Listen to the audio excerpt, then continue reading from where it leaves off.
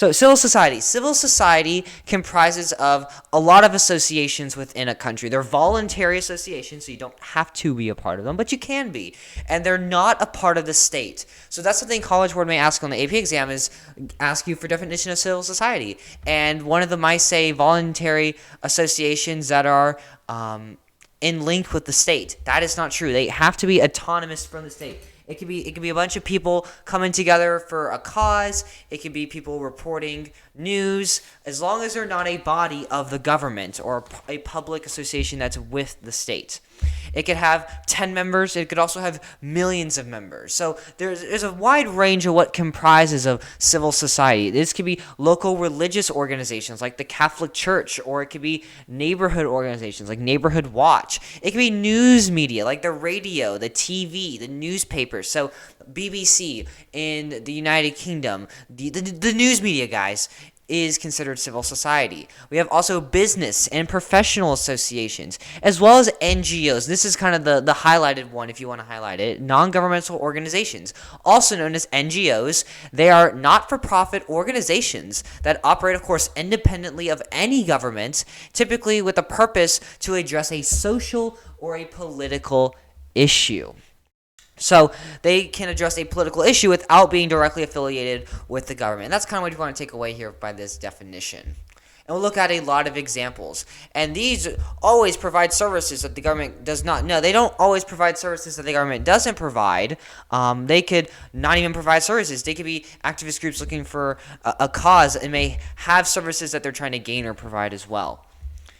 So let's look at examples within our course countries, starting with the United Kingdom. So we have the Church of England. They provide spiritual guidance, conduct religious ceremonies, and engage in various social and community initiatives. And yes, I did mention the Church of England, but the Church of England obviously isn't as prominent as it used to be.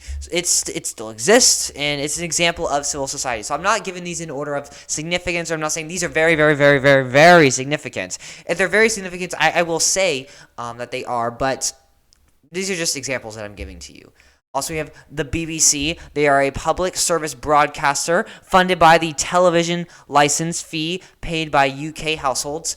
So yeah, they provide a wide range of radio, television, and online services, including news, entertainment, education, and cultural programming. So it's just news, guys. We also have the British Medical Association. There are doctors and medical students that aim to promote, the interests of medical professionals and advance science and education and make the healthcare system better for not just the patients but also themselves.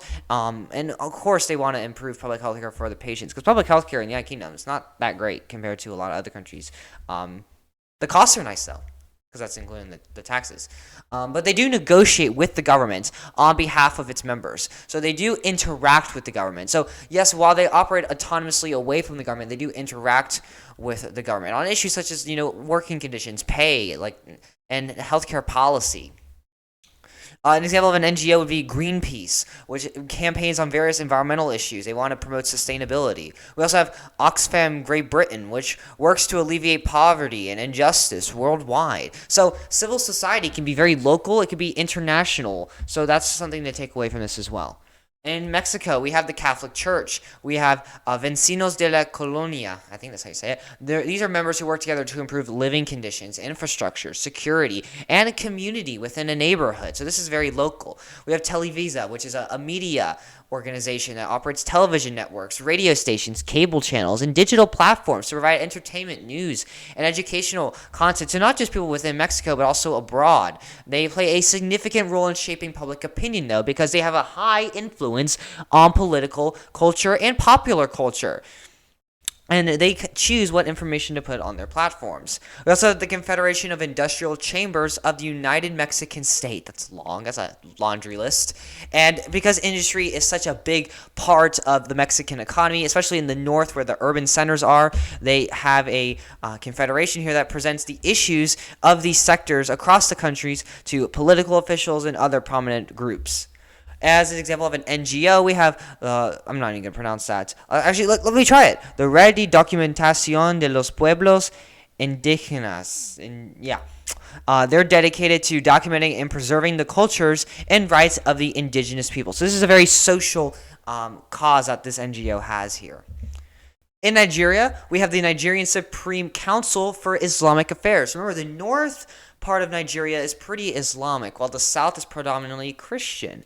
And this platform coordinates Islamic affairs and interests within the entity.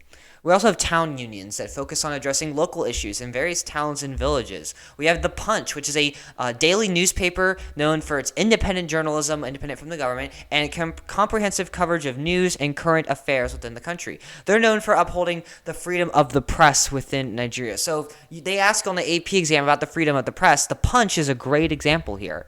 We also have the Nigerian Bar Association, which represents lawyers and legal practitioners. It also promotes rule of law, which is very democratic. It also promotes judicial independence from other branches of government, as well as human rights. We also have an example of an NGO. We have MOSUP, the Movement for the Survival of the Ogoni People, and its work to apply national laws to secure financial benefits for the Ogoni in the Niger Delta, as well as to hold foreign-operated oil companies to environmental standards. So this is very prominent in that Niger Delta region where oil is extracted.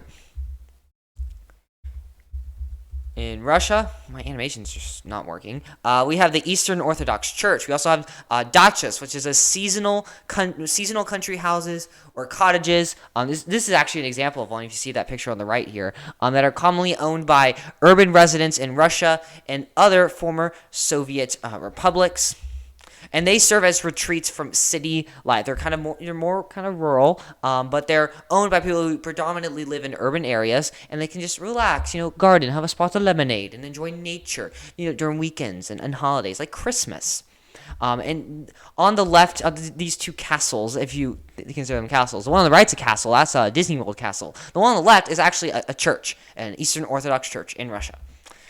We also have RT, which is a state-funded international television network that provides news and information from a Russian perspective, whatever that means. It offers television, digital, and radio broadcasts in multiple languages. Russia is a big country with different ethnic groups, so they're going to have people speaking multiple languages. Now, is this a limitation to civil society, that we have information from a Russian perspective? It's state-funded. Because Russia is not very good at having dissent and opposition in their media, especially from private organizations. So we could consider that a limitation of civil society. We also have the Russian Union of Industrialists and Entrepreneurs. So this is more of a business organization that advocates for policies that promote economic development and investment. As an NGO, we have Nashi, which is a pro-Kremlin youth movement that supports President Putin and his policies to promote patriotism and political loyalty.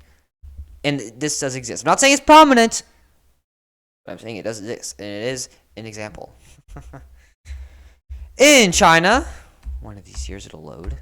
We have a Buddhist Association of China that oversees and regulates Buddhist temples like the one shown in this image. This is an actual Buddhist temple in China, as well as monasteries and religious activities throughout the country. We also have village committees that are responsible for local governance, community development, implementing government policies at the village level. We have the China Central Television, which is state-owned, an NGO like the Jane Goodall Charities in China, dedicated to wildlife conservation, environmental education, and community development in China. So something I want to point out with Russia, China, and Iran, we know that those are our authoritarian regimes. Authoritarian regimes are not good at maintaining civil society. If you haven't figured that out yet, well, there you go. They have a lot more restrictions, and civil society is a lot less prominent than a democratic regime like Mexico. So, for example, like the Buddhist Association of China, Buddhism, while it does exist in China, is not that prominent. Religion as a whole in China is not that prominent. The government doesn't even support religion. So that's just something to take note of here. Another example of an NGO, this one's kind of more supported by the government, is a humanitarian organization, the Red Cross of China. They're dedicated to providing emergency assistance because it makes China look good, as well as disaster relief, healthcare services, and social welfare programs. We're going to learn more about social welfare programs in Unit 5. In Iran, we have the Institute for Interreligious Dialogue. That prefix inter means between, between religions. And this aims to offer mutual respect, tolerance, and peaceful coexistence between religious groups because Islam is not the only religion in Iran. We also have a resistance force. That's a volunteer militia in Iran. This is an actual picture from the resistance force. They got some pretty young people working out there. And it's associated with the Islamic Revolutionary Guard Corps. So not all civil society can be peaceful and without using any weapons, non-violence. So that's something, take note of. It was originally established during the Iran-Iraq War in the 80s to mobilize civilian support for the war effort. However, it's still going on, and it still exists. And it's involved in various social, cultural, and political activities, including public services, moral policing, religious education, and indoctrination of ideologies. And I'm sure with those guns, they can indoctrinate a lot of people. We also have the Kaihan. I don't know how to say that. Kaihan? I don't know. It's known for staunch government support and strong conservatism. We also have an example of an NGO, the Charity Foundation for Special Diseases, which is dedicated to supporting individuals and families affected by specific medical conditions or disabilities. Not common stuff like the flu. We also have the Association for Protection of Child Laborers. Maybe the Resistance Force should look at that. And that advocates for the rights and welfare of children who are engaged in labor activities. So they're kind of saying, you're not alone. We're here for you. All right, so I kind of briefly touched on strength of civil society. We're going to look at that a little bit more, though. So the strength and variety of civil society organizations will differ depending on the regime type in which they operate. So if you haven't figured this out, democratic, good. Authoritarian, bad, no civil society, not diverse, very restricted, that sort of thing. Organizations can be limited by government registration, so they may have to go through a long registration process that can be deterring, or they could go through a ton of government monitoring. Freedom of assembly protections are the most fundamental civil liberty to protect the existence and strength of civil society groups within a country. Each of the core countries, the 6 countries we're talking about, contain both democratic and authoritarian regimes. All of these countries, though, have written protections of the freedom to assemble an association, either in a constitution, if it has one, or in the laws. And even though all of these countries have freedom of assembly protections, some of them are stronger, some of them are more in-depth, and some of them are more enforced, while others are not that strong. They're briefly touched on in law, and they're not enforced at all.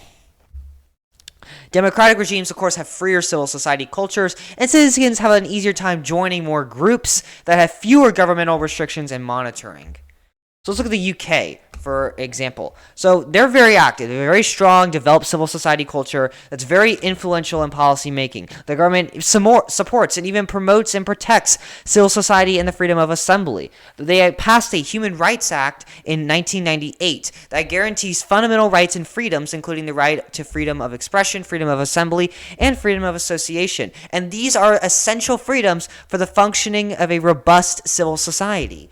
Civil society is ingrained in the culture of the UK, and it's the most advanced democracies. It's very ingrained, and it's very prominent, and it's not uncommon to see a citizen engage in some kind of civil society organization. Even just checking the BBC News is, engagement with civil society. So trade unions are big in the UK. They represent workers' interests and negotiate with employers, because a lot of people are working in the UK, fun fact, as well as government bodies to improve working conditions, wages, and employment rights. We also see student unions, because we see a lot of students in the UK that represent the issues of educational institutions, organizing events on campuses, provides support services like tutoring, and advocating for student rights. In China, they have a constitution, and that constitution says that, we have assembly and association. That's a protected rights, but the government doesn't really protect them. They strongly monitor civil society and use coercive, manipulative tactics and restrictions against groups that the Communist Party of China disagrees with and sees as a threat to its monopoly and stronghold on power. The government has been really restricted on human rights groups that criticize conduct by the government that they see as violations to human rights, such as concentration camps. Leaders of these human rights groups have been even imprisoned and tortured. The Constitution claims, in direct quote, that the state protects normal religious activities. But the Constitution says no one may make use of religion to engage in activities that disrupt public order. So if they see a religious activity and just claim that it disrupts public order, then they're going to arrest them. They're going to shut it down. They can just say, well, it disrupts public order. You standing there on that corner praying, that's disrupting public order there. People are going to wonder what you're doing. The government sponsors a variety of religious groups and sponsors, in quotation, sponsors and funds churches, temples, and mosques and other places of worships, basically so they can monitor it more. And these types of government-sponsored religious groups are not really civil society groups since they're not independent of the government. But they claim they're civil society. There are a number of religious groups, Buddhist, Christian, Muslim, that have attempted to create groups independent of sponsorship and monitoring, but they risk strong persecution by the government. So it's basically, we have to watch everything you do or I kill you. In Russia, I didn't give any animations here, so you just gotta live with it. Russia's constitution cites protections of assembly by stating, citizens of the Russian Federation shall have the right to gather peacefully, without weapons, and to hold meetings, rallies, demonstrations, marches, and pickets. So they give a lot of examples of protected freedoms and rights within the country that protects civil society. And yes, they do allow groups to protest policies, but the government has also enacted a series of laws in the past 12 years that criminalize the organization of protests that are not approved by the government. Basically, you have to get the government say so in Russia to have a protest and practice public civil society expression. Russia allows citizens to form NGOs, but a law passed in 2012 requires any groups that are politically involved and receive funding from international sources outside the country to register as considered foreign agents. And the finances of these groups are monitored closely by government officials. The Constitution also states that people have the right to profess individually or collectively any religion. And this is just a quote-unquote freedom of religion. And we see a strong Orthodox Church in Russia, and many government officials actually have a close relationship with members and leaders of the Russian Orthodox Church. Russia allows more independent membership in different religious groups, as compared to other authoritarian regimes, such as China. However, some religious groups may face persecution by the government. Russia has passed anti-terrorism laws in 2016.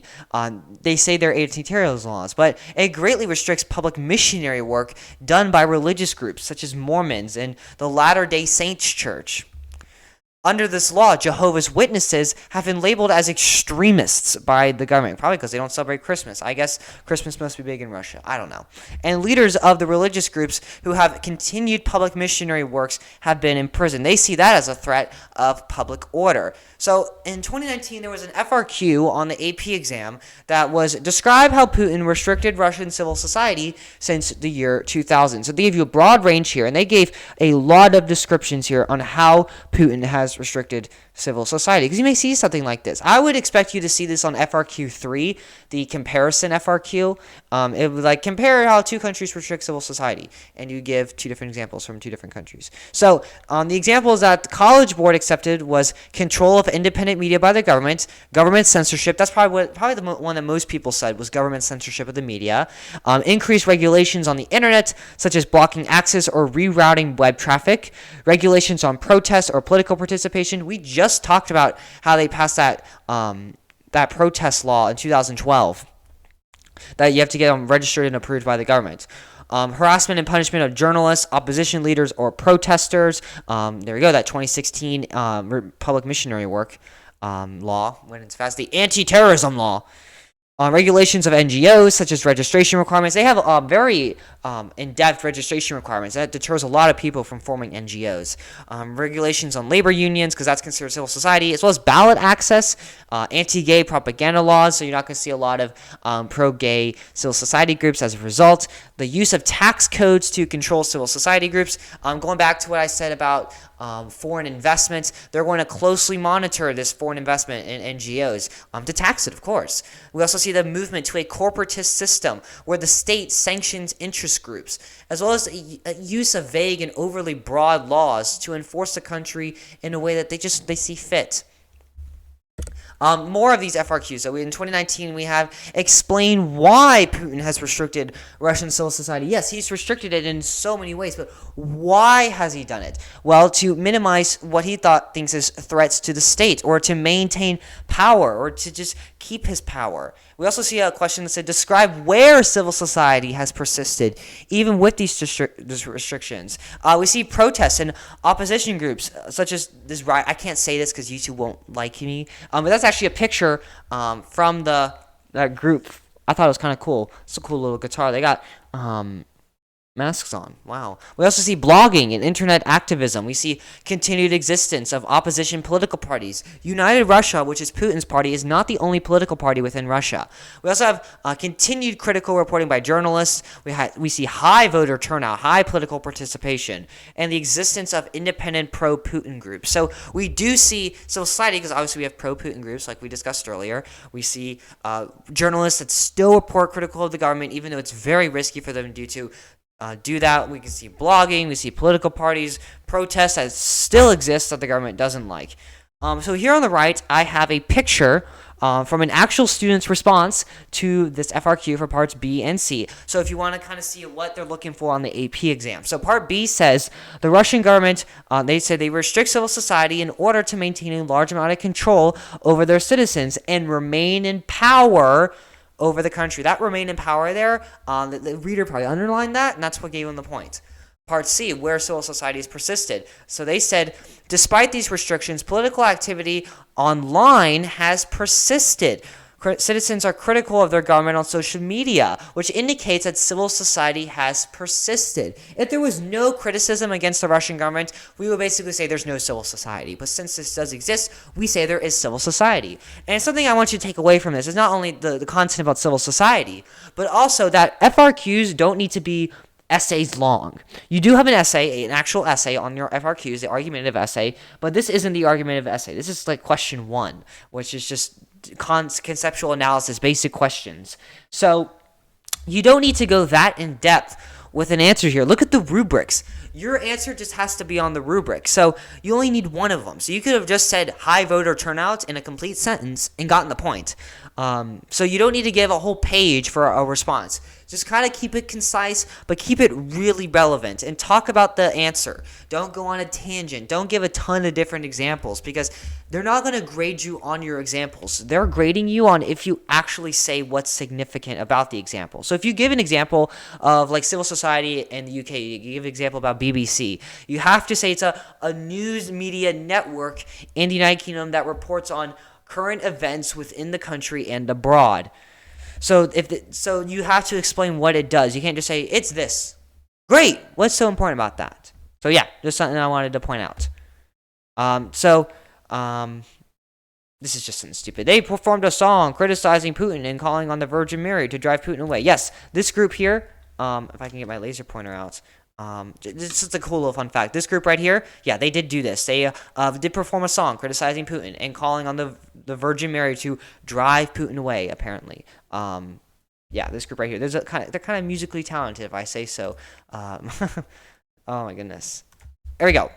Continuing on with this FRQ, so we've already established that Russian governments allow civil society groups to exist, but why do they allow these groups to operate? So the 4 examples they gave here is to promote external legitimacy or internal legitimacy. Internal legitimacy is between the people. External legitimacy would be between countries that view Russia, like the UN. Also, to provide a little sense of democracy within the country to show, yeah, we're democratic. We allow civil society, as well as to act as a safety valve, or to encourage activities of pro-government civil society groups, which kind of defeats the purpose of the question. Why do civil society groups exist? To promote civil society groups.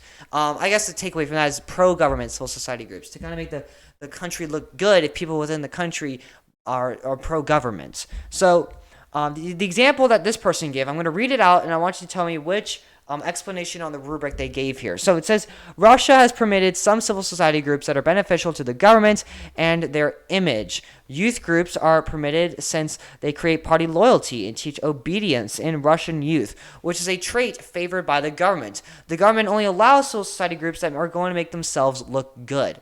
So they didn't say any of these straight out right. Most of the time in the AP exam, you're going to have to say outright what's on the rubric, even though you don't know what's on the rubric. And that's where using some of these key terms come in, like legitimacy and safety valve and NGOs, and of course saying civil society, which they did, but they didn't say these exactly. Above the examples, though, it says acceptable explanations may include. So this is not an exhaustive list of examples that you could have used on the AP exam. And the rubrics are just like that. They're not going to have every single example from the dawn of time. So if you say something, even if it's a little obscure, but if it's right, you're still going to get the point. You might frustrate your reader a little bit, but you're still going to get the point. And that's why I go over so many different examples of stuff in these videos, is because I want you to have at least something to write on the FRQ, even if it's on something like civil society, for example, here. So what they said, it kind of revolves around both legitimacy and to act as a safety valve and to encourage activities of pro-government civil society groups, kind of all in one here. To make themselves look good, to make the government look good to other countries and to the people, to create party loyalty that's pro-government, and to act as a safety valve. Moving on, Russian civil society is very underdeveloped and has only emerged post-USSR in the early 1990s. So it's still very new and shiny. Not really shiny at all. It's kind of rusty, even though it's pretty young. Moving on to Iran. If you don't know which country this is, look at a map. Pre-revolution, they had pretty much no civil society. And then under President Katamul, I don't know, there was what was known as the Tehran Spring, or a period of increased political liberalization. So that's kind of where the emerging characters of civil society in Iran started. Under this president, this policy was reversed, though, as newspapers were then banned, closed, and censored. They were less tolerated of. They just didn't like the newspapers. So it kind of went from going up, then going down, kind of like a roller coaster. The Constitution does cite protections of assembly. We established that all of the countries have some kind of protection of assembly. And the Constitution even states, public gatherings and marches may be freely held, provided arms are not carried, which are guns, and that they are not detrimental to the fundamental principles of Islam. So that's something to take away, is that civil society in Iran cannot take away principles of Islam. They cannot say Islam is bad. They cannot disengage from it, that sort of thing. In 2014, Iran's president publicly stated that some independent NGOs do exist to help the government improve the provisioning of services. To the extent of their existence and influence is a little unknown and low, probably, but they do exist. Probably for the same reasons they exist in Russia, act as a safety valve to promote legitimacy, to show democracy, that sort of thing.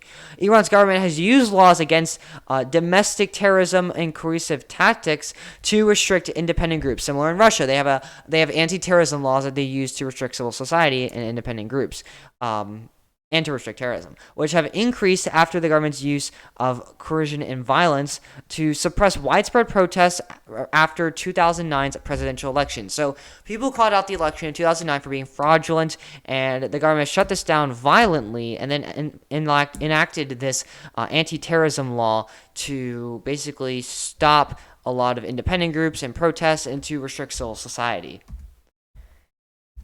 Similar to China, they have human rights groups that advocate for against the use of the death penalty, particularly, and they have been restricted significantly by these laws and tactics. Iran's constitution grants Islam, particularly Shia Islam, as the state's official religion. The constitution also cites that protected rights to other schools in Islam exist, and they specify that all of these groups that are all these Iranians, my battery's low, that's not good, are the only recognized religious groups. So these three, Zoroastrian, Jewish, and Christian Iranians are the only recognized religious groups in addition to Shia Islam, which is interesting. They're minorities, though, they're not the majority, within limits of the law, are free to perform their religious rites. They spelled rights like that, and I don't know why. Probably because because of the translation. Anyways, but that is important. Are free to perform their religious rites according to the limits of the law. So that's Islamic law. So they can't go and say the Quran is wrong. They can't do that. They can have ceremonies. They can act to their own canon in matters of personal affairs and religious education. They can worship on Sundays, that sort of thing. But they can't go against Islamic law. So that's very important. And for a lot of religions, particularly these universalizing religions like Christianity, that can be a little restrictive on how they operate. So continuing on about these religious minorities, they have a sizable Jewish population, at least for the most 2,500 years, past 2,500 years, they've had a sizable Jewish population. And there's about 20,000 Jewish Iranians that go to approximately 35 different synagogues, like this one shown. And this is the largest population of Jewish citizens in the Middle East region, of course, outside of Israel. There have been reports of intimidation to these Jewish groups, though, to comply with government protocols. And members of the Baha'i faith in Iran are persecuted by the government of Iran, as the government views Baha'is as opposition from Islam. I don't know why I used that word. I just thought it would be fancy. Some human rights groups activists have been jailed in Iran for advocating to end the persecution to those who aren't Baha'i.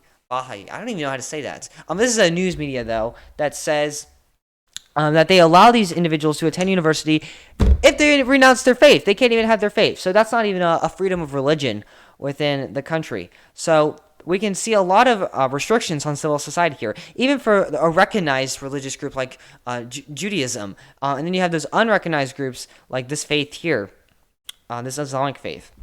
Remember that Islam, like Christianity, has a lot of different branches and sects to it.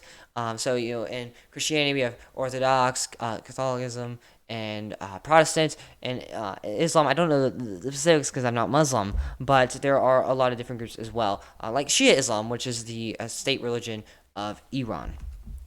Continuing on, Iran has a very large youth population because they saw a lot of population growth recently, and this group is very attracted to Western popular culture, such as music, dress, cars, and all the cool stuff we have here in America. Although the current regime is less tolerant of this attraction, they're very conservative and a lot older. They keep the idea of civil society alive for a lot of different reasons. Many young Iranians, especially in urban areas, where globalization occurs, are involved in creating and consuming Western-influenced music genres, such as rock, hip-hop, and electronic music, which is not that prominent. They also like Western fashion trends, like clothing styles, accessories, and beauty standards. And this influences many young Iranians, particularly women, despite government regulations on clothing, particularly those modesty laws that follow by Islamic principles. Many Iranian youth have actually participated in English language learning, because English is a very prominent language across the world and within communities. And they've also started language exchange programs. Continuing on, in the Constitution, Article 23 states that investigation into one's ideas is forbidden. You can't go into someone's brain. No one can be subjected to questioning and aggression for merely holding an opinion. So the government can't go up and just say, you're wrong, stop saying that. Prominent activists have been arrested, though, and sentenced to lengthy prison terms for their advocacy work. So we can see that kind of goes against this whole article right here. In response to protests in November of 2019, very recently, the government implemented a near-total internet blackout for 6 days, which limited citizens' abilities to communicate, organize, and access independent news sources. So this 6 days severely limited communication in civil society. Article 24 says that publications and the press are free to discuss issues unless such is deemed harmful to the principles of Islam or the rights of the public. So they're saying if you're a public nuisance or you go against Islam, you can't do it. And this law shall determine the details of this quote-unquote exception. So Iranian authorities frequently target journalists, bloggers, and social media activists. Social media is pretty big in Iran, who criticize the government or report on sensitive issues. In 2014, they arrested a Washington Post journalist on charges of espionage and propaganda, for example here.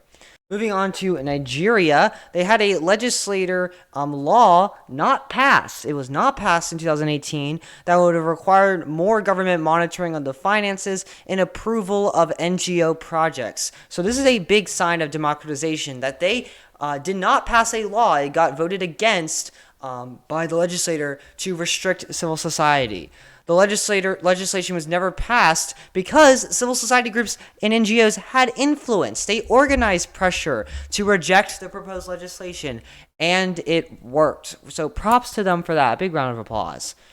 So Amnesty International reported in 2018 that the government was inadequately, so that's a key word there, protecting religious groups from Boko Haram attacks in central Nigeria. So Boko Haram is an Islamic terrorist organization found in Nigeria, and military leaders in Nigeria threatened to shut the group's main office in Nigeria here. So that's significant because it says the government was inadequately protecting religious groups. So they weren't protecting the groups correctly. They did not promoting civil society this way. So yeah, we can see kind of an on-off switch here. Not all switches certain days that they protect civil society, but in the sense that yes, they're democratizing. They're not going to be perfect in this sense. So there are ways that civil society is still restricted in Nigeria, and it can be restricted by the government or groups independent of the government. It can be restricted by other civil society groups. The government has to disengage these groups though to promote civil society, and that's what this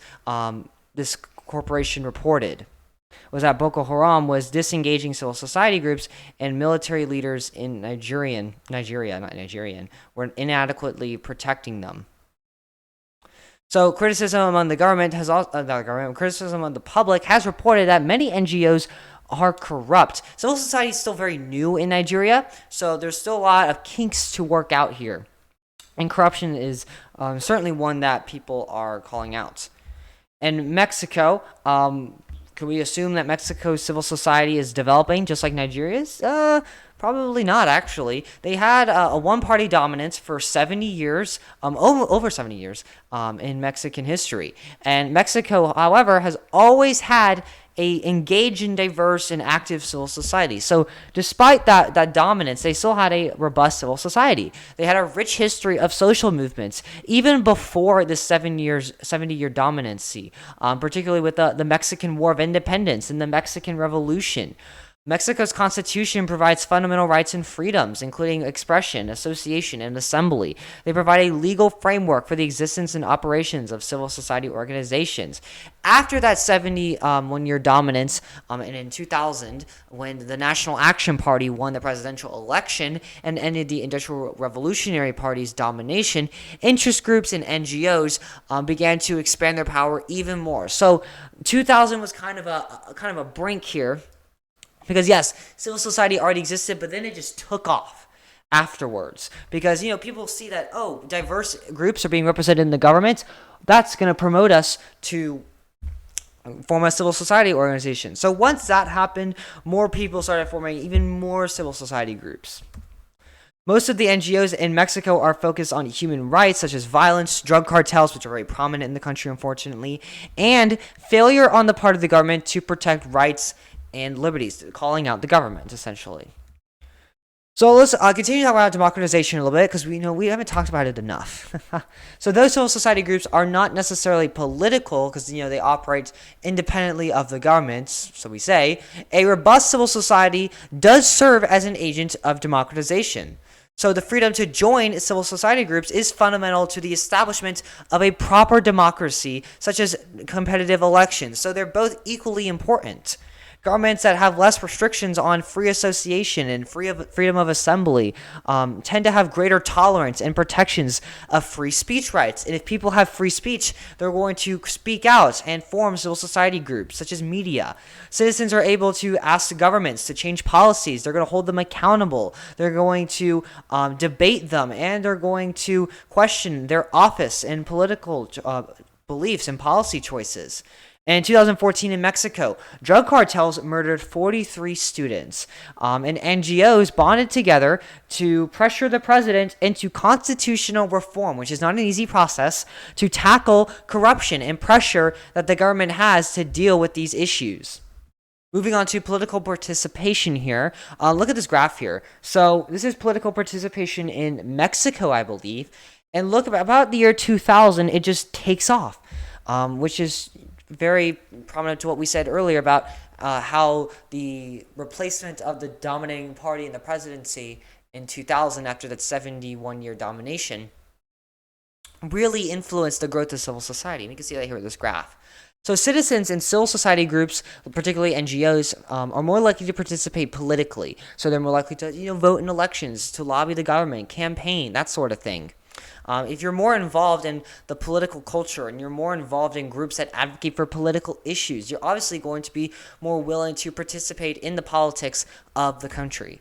It is more likely that citizens will have conversations that will lead to complaints about the government, such as with protests. The complaints can often lead to them contacting government officials. And this can be very important, just as important to a democracy as holding a competitive election, because this is very important to the accountability of officials.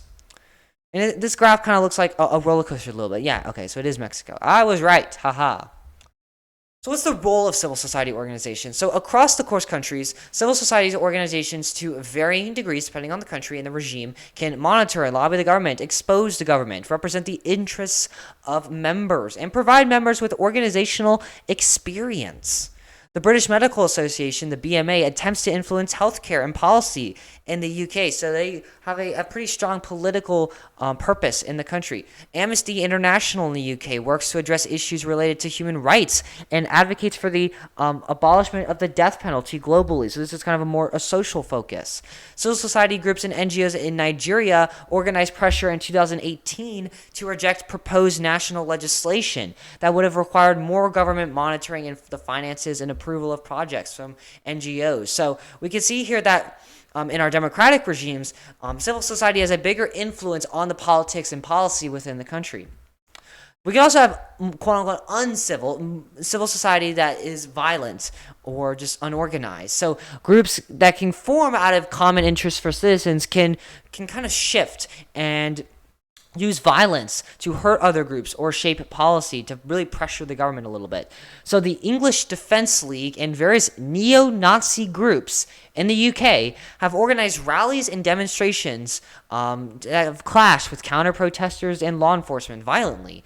In more democratic countries, the freedom of association, which kind of just invites anyone to associate and protest, can result in the organization of groups that resort to oppression and violence as a form of measure.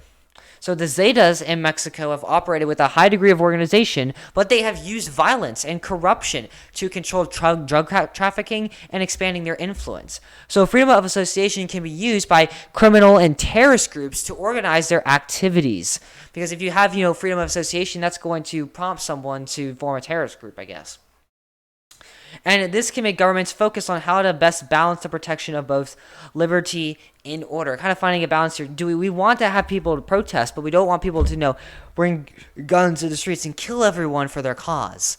So the movement of MEND, the emancipation of the Niger Delta, has resorted to violence, including bombings and kidnappings and attacks on civilians. This is a terrorist organization that started out discussing environmental sustainability and finances in the Niger River Delta region.